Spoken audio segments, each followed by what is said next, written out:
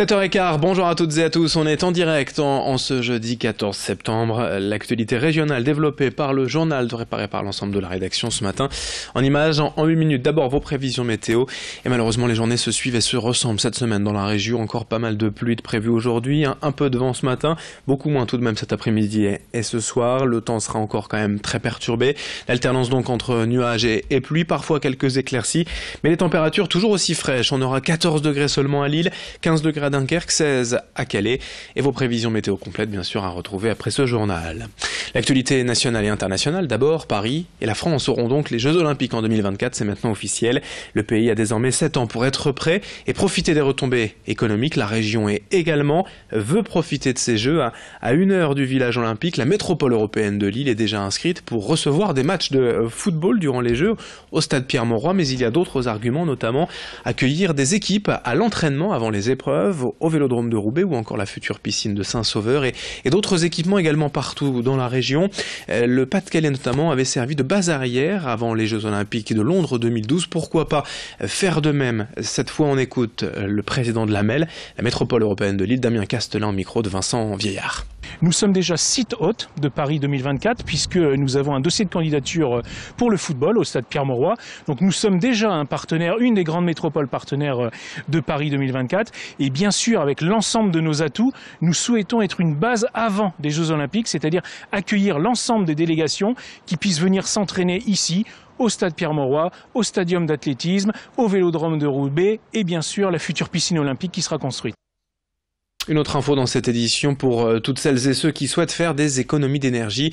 L'UFC Que Choisir relance en septembre son opération d'achat groupé d'électricité.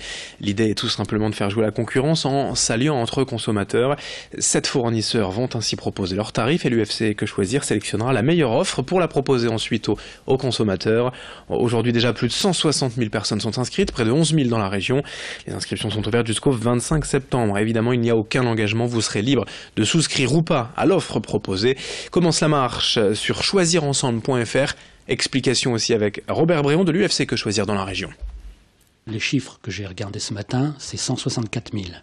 164 000 au niveau national et plus de 11 500 au niveau régional.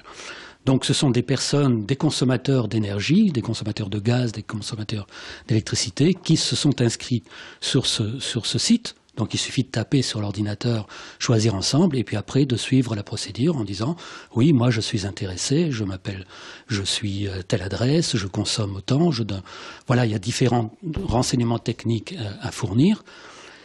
Et d'après ces renseignements techniques, on pourra traduire ça, tout au moins le lauréat de l'offre pourra traduire l'offre à cette personne. Mais aujourd'hui, ce que l'on demande aux consommateurs, et ça c'est jusqu'au 25 septembre, c'est s'ils sont intéressés, de s'inscrire pour recevoir la meilleure offre. Après, ils souscrivent ou ils ne souscrivent pas, c'est eux qui décident. 7h18 en direct, un témoignage également dans cette édition régionale. Vous avez sûrement entendu parler du Levothyrox, ce médicament au cœur de l'actualité depuis plusieurs jours. Des patients de plus en plus nombreux se plaignent d'effets secondaires très désagréables, voire même dangereux. Les problèmes sembleraient être apparus après que le médicament ait été modifié par un laboratoire allemand. En France, le Levothyrox est prescrit à près de 3 millions de personnes, dont 80% de femmes, et doit être pris quotidiennement à vie par les personnes ayant subi une ablation de la thyroïde.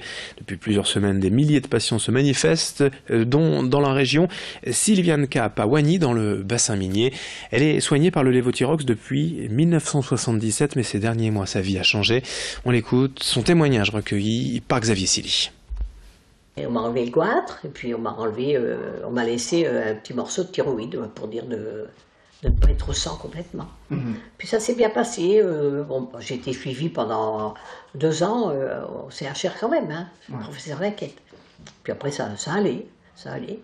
Et puis j'ai commencé par le Tyral, puisque c'est ce qu'on nous donnait. Après, quelques années, après c'était le Levothyrox. Le Levothyrox, je l'ai pris à 79, 80, oui.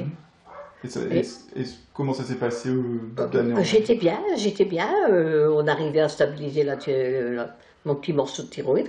J'étais bien. Et ça se passait bien. Quand j'étais pas bien, on changeait le dosage, soit qu'on me mettait plus, soit qu'on me mettait moins. Mais ça allait, j'arrivais à me stabiliser, à être bien. Et au mois de décembre l'année dernière, au réveillon de Saint-Sylvestre, on était parti en Alsace, à Münster. Et puis j'étais pas bien là-bas. Je me sentais pas très. J'avais mauvais caractère déjà. C'est pas plaisant pour ceux qui sont avec moi.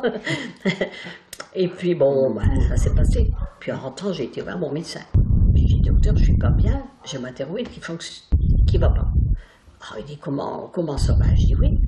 Je sens que c'est ma thyroïde qui va pas, parce que j'ai les symptômes que j'ai d'habitude quand ça va pas, quoi. Et au mois de mars, ça a recommencé. Même avec l'augmentation du lévothyrox, ça n'allait pas. Ça n'allait pas. Vous dormez pas? Ah, je dors pas, j'ai mal partout. Je dis, j'ai mal partout. On se sent jamais bien dans sa peau quand c'est comme ça. On n'est pas bien.